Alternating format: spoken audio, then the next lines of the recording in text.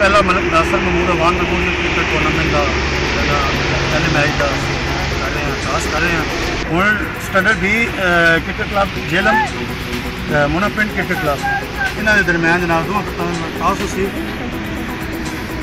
दुकान भाई जनाब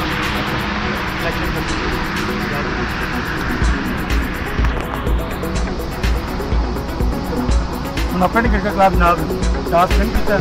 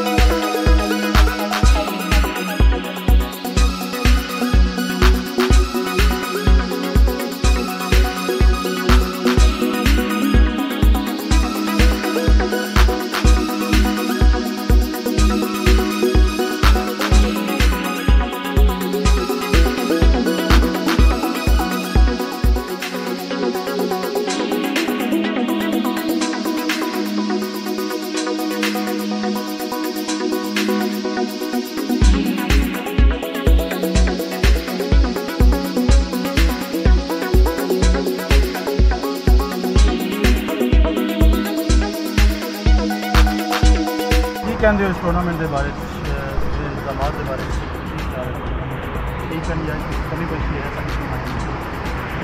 शहजाद भाई ने बहुत बेहतरीन टूर्नामेंट कराने की कोशिश की है। अल्लाह पाक खैर करसी अज पहला मैच है असी बाहर टूर्नामेंटा ना निकलते लेकिन असी शहजाद भाई ने असी अगे भी इन्होंने जानते हैं ये बहुत अच्छे इंसान हैं। इस वजह तो असी जो इन्होंने वजह से बाहर ग्राउंड पहली बारी बाहर टूर्नामेंट खेलने वास्ते आए हैं।